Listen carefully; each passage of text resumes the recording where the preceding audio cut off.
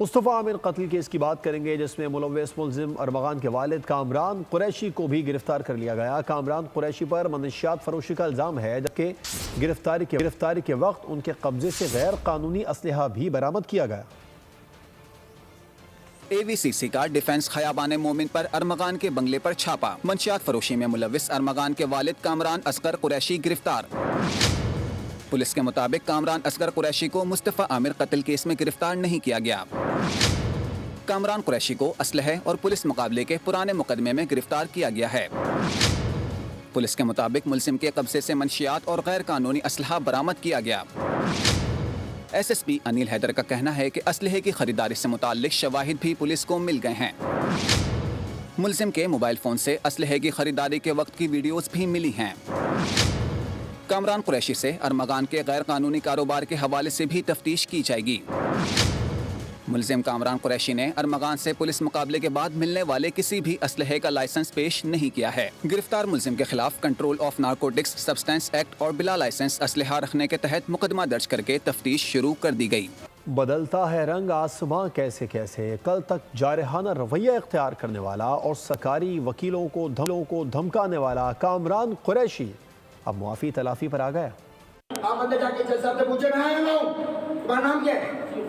بولو کیا کرے گا؟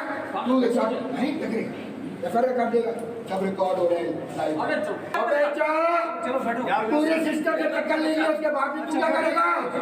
تو کیا کرے گا؟ اللہ کا سسٹم چلے گا۔ دور ہو سے، اس سے دور ہو، اس سے دور لوگ کو تمہارا نام ہے بخش۔ میں ارمغان کا والد بول رہا ہوں، کامران اصغر قریشی۔ میں ایک والد ہوں، اس لیے بچے کے پیچھے بھاگ رہا تھا، لیکن اس وسع میں میڈیا والے اپنی کوریج لگا رہے تھے، وہ اپنے طریقے سے لگا رہے تھے، میں اپنے طریقے سے دیکھ رہا تھا۔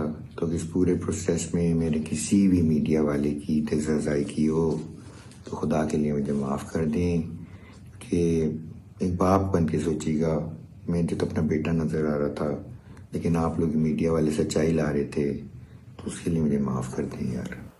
میں ویڈ بیچتا تھا، امریکہ کیلیفورنیا سے کوریئر کے ذریعے ملتی تھی۔ اس کام میں اسلام آباد کا ایک دوست شراکت دار ہے۔ منشیات کے کیس میں گرفتار اداکار ساجد حسن کے بیٹے ساحر حسن کے بیان کی ایکسکلوسیو ویڈیو بول نے حاصل کر لی، جس میں ساحر حسن بتا رہا ہے کہ ملزم ارمغان سے 2017 میں ملاقات ہوئی۔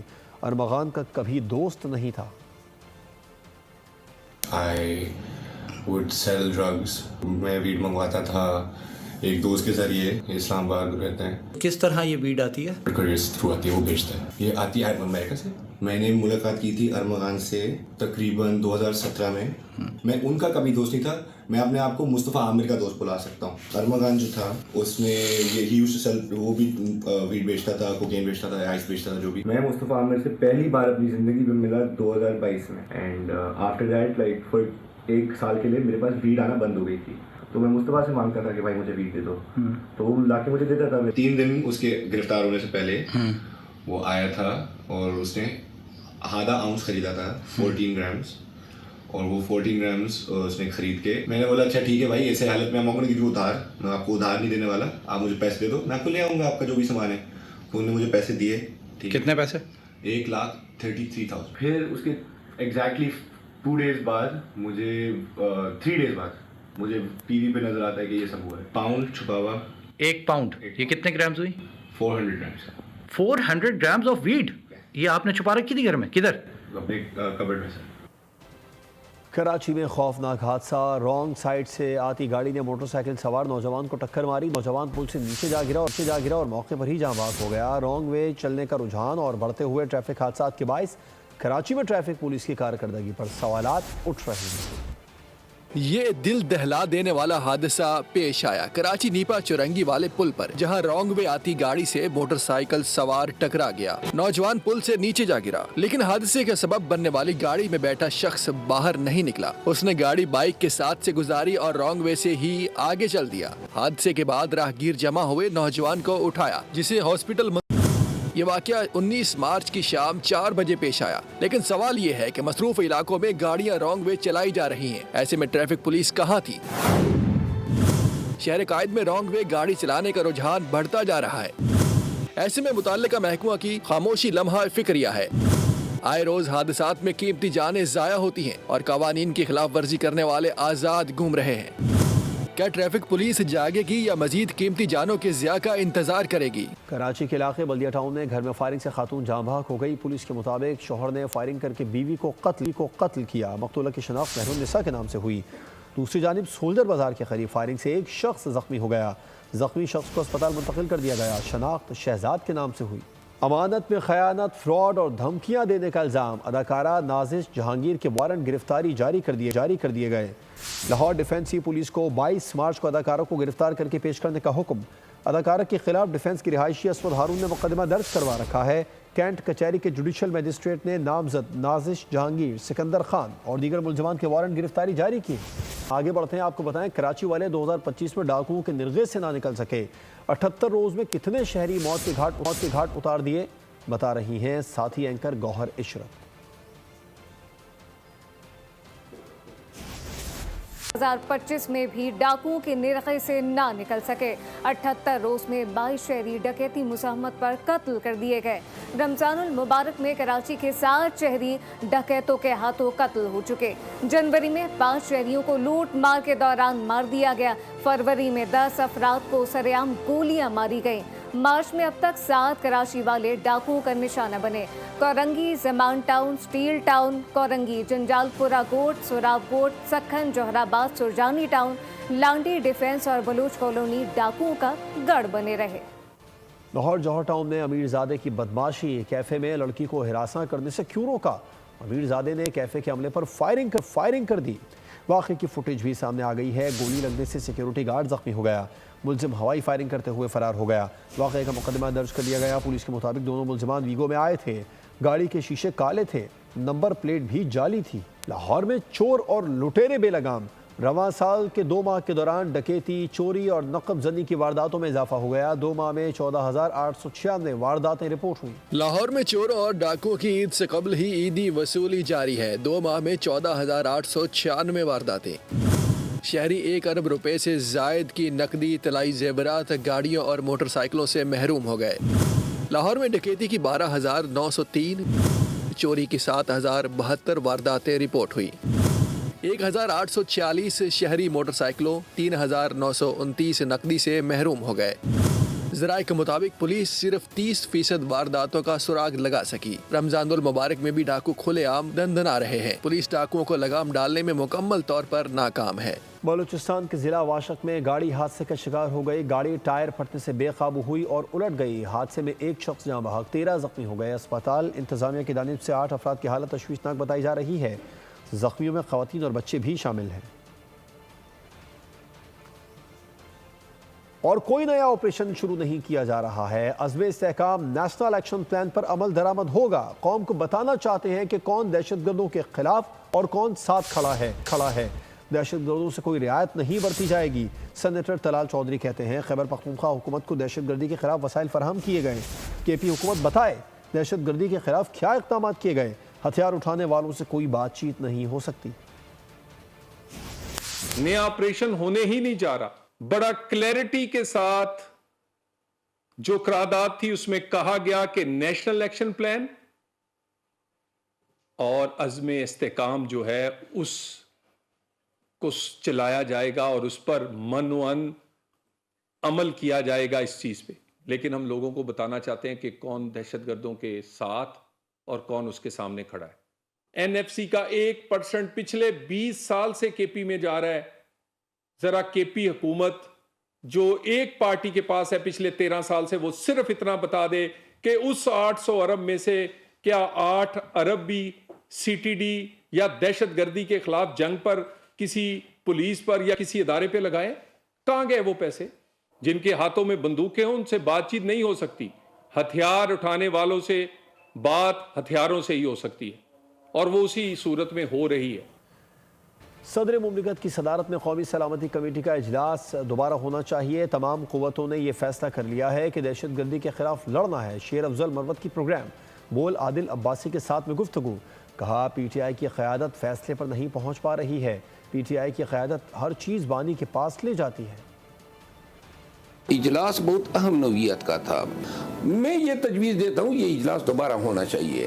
صدر صاحب کی سربراہی میں ہونا چاہیے اور اس میں تمام سیاسی قوتوں کو بلانا چاہیے، اور جب یہ اجلاس ہوگا تو اس کے بعد یہ تمام مسئلے مسائل قوم کو آپ نے بتانا ہے کہ اب یہ تمام سیاسی قوتوں نے، عسکری قوتوں نے اور حکومت نے یہ فیصلہ کر لیا ہے کہ ہم نے دہشت گردی کی یہ جنگ لڑنی ہے علی اعلان، اور ساتھ میں آپ نے پالیسی بتانی ہے۔ غیر یقینی کی صورتحال میں جکڑا ہوا انسان ہمیشہ بے بس ہوتا ہے۔ بدقسمتی سے قیادت جو ہیں خود فیصلے نہیں کرتی ہیں، غیر یقینی حالات کا شکار رہتی ہیں، ہر فیصلہ خان پہ توپتی ہے کہ خان سے فیصلہ ہوگا۔ وزیر دفاع خواجہ آصف کی chairman P T I barrister Gohar سے خوشگوار ملاقات۔ دونوں کی ملاقات پارلیمنٹ کے کوریڈور میں ہوئی۔ دونوں رہنماؤں نے مصافحہ کیا اور قہقہے لگاتے رہے۔ صحافی نے لقمہ دیا کہ آپ تو بڑے خوش ہیں، پاکستان کے لیے بھی اس طرح اکٹھے ہو جائیں۔ خواجہ آصف نے کہا آپ کہہ رہے ہیں کہ ہم کوریڈور میں بھی نہ ملیں۔ بیرسٹر گوہر بولے ہم پہلے ہی کہہ چکے ہیں دہشت گردی کے خلاف اتفاق ہونا چاہیے۔ وزیر اعظم شہباز شریف نے سعودی ولی عہد شہزادہ محمد بن سلمان سے ملاقات کی ہے، جس میں دو طرفہ تعلقات اور باہمی دلچسپی کے امور پر تبادلہ خیال کیا گیا۔ سعودی عرب نے پاکستان میں سرمایہ کاری مزید بڑھانے کے عزم کا اعادہ کیا۔ وزیر اعظم شہباز شریف مدینہ منورہ میں روضہ رسول صلی اللہ علیہ وآلہ وسلم کی زیارت کریں گے، مسجد نبوی میں عبادات اور نوافل ادا کریں گے۔ وزیر اعظم نے پاکستان کی اسٹریٹجک پوزیشن اور سرمایہ کار دوست پالیسیوں کو اجاگر کیا۔ سعودی کاروباری اداروں کو SIFC کے تحت کاروباری مواقع تلاش کرنے کی دعوت دی۔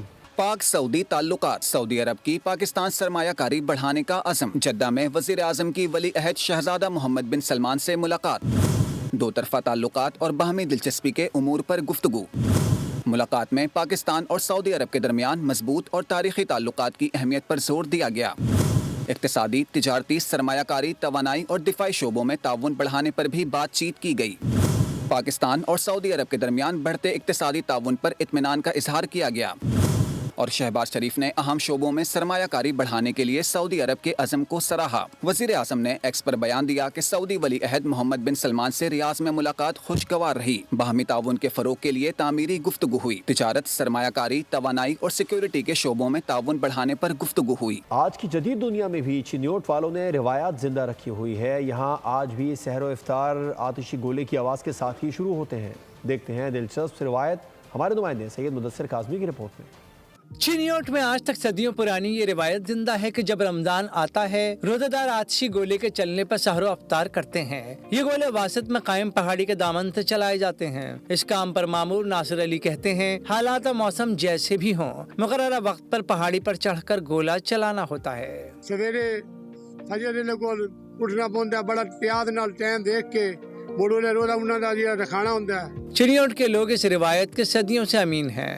یہ صدیوں سے ہم تو دیکھتے آ رہے ہیں، یہ اسی طرح گولا جو ہے نا چھوڑا جاتا ہے اور اسی کے ذریعے ہم افطاری ہے نا کرتے ہیں۔ یہاں کے بچے بڑے سبھی آتشی گولے کے چلنے کا بے چینی سے انتظار کرتے ہیں۔ چھتوں اور پہاڑ پر چڑھ کر یہ نظارہ بھی کیا جاتا ہے۔ کیمرامین فیصل کے ساتھ سید مدثر کاظمی، بول نیوز، چنیوٹ۔ عوام نے ساتھ دیا تو صوبے میں سب کو سستی بجلی اور گیس ملے گی۔ لوگوں کو چھت فراہم کرنا ہمارا مشن ہے۔ گورنر سندھ کامران ٹیسوری کا کراچی میں افطار ڈنر سے خطاب، کہا کسی کو اجازت نہیں کہ آپ کے حقوق چھینے۔ گورنر ہاؤس میں 50,000 طلبہ IT کورسز کر رہے ہیں۔ ملائیشیا سے سرمایہ کاری ٹیکنالوجی میں تعاون مزید فروغ پائے گا۔ تقریب میں ملائیشیا کے قونصل جنرل نے بھی خصوصی شرکت کی۔ عوام نے گھروں میں سولر لگوائے تو حکومت کو ناگزیر گزر رہا ہے۔ پہلے کہتے تھے کہ شہری سولر لگوائیں۔ عوام پاکستان کے رہنما مفتاح اسماعیل کہتے ہیں کہ حکومت نے سولر پینلز استعمال کرنے والے صارفین سے بجلی 10 روپے فی یونٹ کے حساب سے خریدنے کی منظوری دی ہے۔ جو 22,000 میگا واٹ بجلی چوری ہو رہی ہے وہ حکومت کو نظر نہیں آ رہی۔ مزید بولے پیپلز پارٹی نے شروع میں کینالز کے معاملے پر مخالفت نہیں کی تھی۔ عوام کا رد عمل آنے کے بعد پیپلز پارٹی نے کینالز کے معاملے پر مخالفت شروع کی۔ اب آپ نے یہ پالیسی بنائی تھی کہ سولر کے علاوہ کوئی سلوشن نہیں ہے۔ میں آپ کو ایک بات یہ بتانا چاہ رہا ہوں کہ جس طرح موبائل فون آنے سے PTCL ختم ہو گیا ہے اور لینڈ لائن ختم ہو گئی ہے ٹیلی فونی پاکستان میں، اسی طرح سولر سے اب بیٹریاں آ رہی ہیں اور نئی بیٹریاں آ رہی ہیں۔ اب ہر گھر پہ سولر لگے گا اور یہ ہم کو اس کی بیکاری ختم ہو جائے گی۔ لیسکو کی، ISCO کی مہنگی بجلی نہیں لے سکیں گے۔ حکومت یہ پلانٹ جو ہے اب رکھے گی اپنے پاس۔ یہ دیامیر بادشاہ میں بجلی لگانے کی کوشش کر رہی تھی جس میں سب سے زیادہ مہنگی بجلی بنتی، تو حکومت بھی تو جواب دینا کہ یہ اتنی مہنگی بجلی کیوں لگائی ہے۔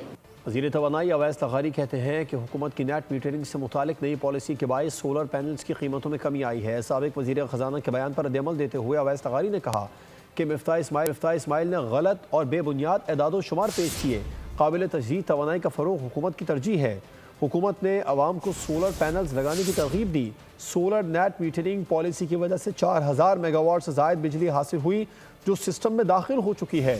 اگلے 8 سال میں سولر نیٹ میٹرنگ کی تعداد 12000 میگا واٹ سے بڑھ جائے گی۔ سولر نیٹ میٹرنگ کے مستقبل کے صارفین 3 سے 4 سال میں اپنی سرمایہ کاری کی رقم پوری کریں گے جو بہترین شرح منافع ہے۔ موجودہ نیٹ میٹرنگ صارفین کے معاہدے پرانے نرخوں کے مطابق رہیں۔ گراں فروش پہ لگام۔ مہنگائی نے چینی کی مٹھاس میں بھی کڑواہٹ گھول دی ہے۔ ملک کے مختلف شہروں میں چینی 180 روپے کلو فروخت ہونے لگی ہے جبکہ حکومت نے چینی کے نرخ 164 روپے کلو مقرر کر رکھے ہیں۔ گرا فروشوں نے روزے داروں کا سحری اور افطاری کا مزہ بھی کرکرا کر دیا۔ ملک بھر میں ناجائز منافع خور بے لگام۔ آسمان پر پہنچ گئے چینی کے دام۔ چینی کی برآمد کی اجازت دینے کے بعد فی کلو قیمت میں 35 سے 40 روپے تک اضافہ۔ ملک میں چینی 180 روپے فی کلو تک فروخت ہونے لگی۔ شہری مٹھاس کے لیے کڑوا گھونٹ پینے پر مجبور۔ کراچی میں چینی 180 روپے کلو فروخت۔ کوئٹہ میں بھی چینی 180 روپے کلو۔ اسلام آباد میں 170 روپے کلو فروخت۔ جہلم، سرگودھا اور بہاولپور میں بھی قیمت 180 روپے کلو ہو گئی۔ پشاور میں فی کلو چینی کے نرخ 170 روپے۔ حیدرآباد اور سکھر میں بھی قیمت 170 روپے کلو تک جا پہنچی۔ شہریوں کا کہنا ہے کہ اشیاء ضروری کو کنٹرول کرنے کے لیے اقدامات یقینی بنائے جائیں۔ گراں فروشوں کی لوٹ مار جاری ہے، کوئی روکنے والا نہیں ہے۔ مہنگائی کے باعث چینی کی مٹھاس بھی کڑواہٹ میں بدلنے لگی ہے۔ شہری پھٹ پڑے، کہتے ہیں مہنگائی مافیا نے جینا دوبھر کر دیا ہے۔ حکومت اشیاء ضروریہ کی قیمتوں کو کنٹرول کرنے کے لیے سنجیدہ اقدامات اٹھائے، ناجائز منافع خوروں کو لگام ڈالی جائے۔ رمضان سے پہلے چینی 130 روپے کلو بک رہی تھی، ایک دم انہوں نے 180 پہ لے کے اب 170 پہ ہیں۔ یہ تو نہیں ہے، یہ بھی ظلم ہے۔ حکومت کا کام ہے نا ان کو پرائز کو کنٹرول کرنا، نہ کوئی دیکھنے والا ہے نہ پوچھنے والا ہے۔ چینی کا بھی آپ کو پتہ ہی ہوگا کہ ایک مافیا ہے۔ چینی ہو، آٹا ہو یا کس کی بھی قیمتیں وہ مقرر کر دیتے ہیں، مگر ہم جب دیکھتے ہیں دکان والے اس سے دگنا لیتے ہیں۔ حکومت تو یہ کہہ رہی کہ اگر 164 کی ہے نا تو ہم کو 170 175 کا ملتا ہے۔ اس میں کوئی شک نہیں کہ انتظامیہ کی بینائی لی ہے، لیکن نو ڈاؤٹ ہر چیز مہنگی ہے، چینی بھی بہت مہنگی ہے۔ جو اس کے جو ہے 300-400 روپے کماتا ہے وہ کس طرح سے افورڈ کرے گا آٹا، گھی، چینی، دال وغیرہ؟ اگر حکومت یہ 100 روپے کلو چینی کر دے تو پھر ہر غریب آدمی خرید سکتا ہے۔ چینی کے تو ریٹ اتنے آئی ہیں کہ ہم کیا کریں بتاؤ، شربت بھی نہیں بنا سکتے۔ اب 20 روزے گزر گئے ہیں، پھر حکومت کو یاد ہے کہ 164 روپے مقرر کی ہے، لیکن 164 میں مل رہی کہاں ہے؟ گورنمنٹ نے 164 کا ریٹ نکالا ہے لیکن ہمیں 164 کے ریٹ پہ نہیں مل رہی ہے۔ 20 روزوں کے بعد 164 روپے کلو چینی گری ہوئی ہے، بہت بڑا خیال آیا۔ پاکستان کے میزائل اور دفاعی صلاحیتیں ملک کی سلامتی اور استحکام کے لیے ہیں۔ سفری کو ایڈوائزری کا جاری ہونا کسی بھی ملک کا اپنا معاملہ ہے، تاہم امریکہ کی پاکستانیوں پر پابندیوں کی اطلاعات میں کوئی سچائی نہیں ہے۔ عالمی برادری کو افغان سرزمین سے دہشت گردوں کی محفوظ پناہ گاہوں کے خاتمے کا کہتے ہیں۔ بھارت نے جعفر ایکسپریس سانحے کی مذمت نہیں کی۔ بھارت کا دہشت گردی میں ملوث ہونا واضح ہے۔ غزہ اور خان یونس میں اسرائیلی حملوں کی شدید مذمت کرتے ہیں۔ Pakistan unequivocally condemns Israeli vicious attacks against the people of West Bank and Gaza, the blatant violation of the ceasefire agreement. Pakistan strongly calls for an immediate cessation of hostilities in the West Bank and Gaza, protection of civilians, and unrestricted access to humanitarian aid and assistance. The remarks made by the Indian Prime Minister during a podcast are misleading and one-sided. India's fictitious narrative of victimhood cannot hide its involvement in fomenting terrorism on Pakistan's soil. India should reflect on its own record of orchestrating targeted assassinations, subversion, and terrorism in foreign countries. The anti-Pakistan narrative emanating from India vitiates the bilateral environment and impedes the prospects for peace and cooperation. It must stop. خبریں کھیل کے میدان سے۔ پاکستان اور New Zealand کے درمیان تیسرا T20 آج کھیلا جائے گا۔ میچ پاکستانی وقت کے مطابق 11:15 بجے شروع ہوگا۔ 5 میچز کی سیریز میں کیویز کو 2-0 کی برتری حاصل ہے اور میچ کی تیاریوں کی غرض سے ہونے والے ٹریننگ سیشن میں پلیئرز نے کیچنگ کی خصوصی مشق کی۔ गुज़िश्ता 2 मैचेस में जो हुआ भूल जाओ, तीसरे T20 के लिए तगड़े हो जाओ। शिकस्त का खौफ दिलो दिमाग से निकाल कर मैदान में उतरो। कीवीज ऐसी टीम नहीं जिसे हराया ना जा सके। ये याद रहे कि अब गलती की कोई गुंजाइश नहीं। पाकिस्तान टीम मैनेजमेंट ने प्लेयर्स को वाज़ेह पैगाम खिलाड़ियों को भी एहसास के नाराज और रूठे फैंस को मनाने के लिए जीत के ट्रैक पर वापसी के अलावा दूसरा कोई ऑप्शन नहीं। मैनेजमेंट ने कीवीज को अनसेटल करने का प्लान रेडी कर लिया। ब्लैक कैप्स आज होने वाले टाकरे में एग्रेशन को इंतहाई अहमियत का हामिल करार दिया गया। टीम मैनेजमेंट के मुताबिक नॉन परफॉर्मर्स का बोझ मजीद बर्दाश्त नहीं किया जाएगा। आज होने वाले मुआरके की प्लेइंग 11 में 1 से 2 तब्दीलियों का इम्कान है। पाकिस्तान और न्यूजीलैंड के दरमियान आज होने वाला T20 बेहद अहमियत का हामिल है। ग्रीन शर्ट्स को आज के मैच में लाजमी फतह दरकार है। जीत की सूरत में कीवीज 5 मैचेस की सीरीज में 3-0 की फैसलाकुन बरतरी हासिल कर लेंगे। कराची में मौसम फिर सितम ढाने को तैयार है। आज से दर्जा हरारत में मजीद इजाफे का इम्कान है। पारा 37 से 38 डिग्री सेंटीग्रेड तक जाने की पेश गोई है। आइंदा 24 घंटे के दौरान मुल्क के बालाई इलाकों में बारिश मुतवक्की है।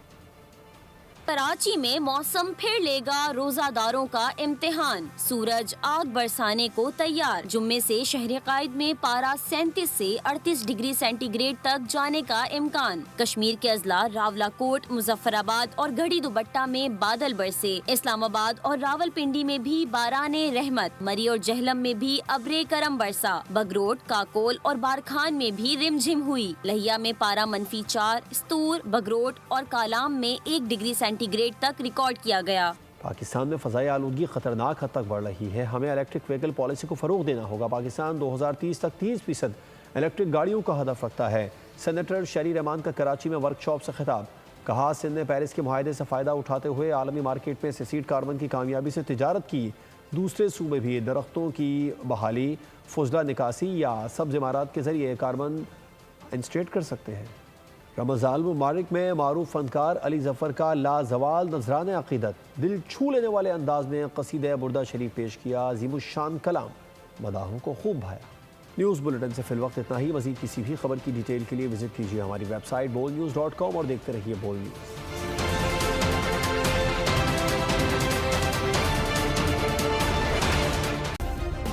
सब्सक्राइब करें और बेल दबाएं ताकि कोई खबर रह न जाए।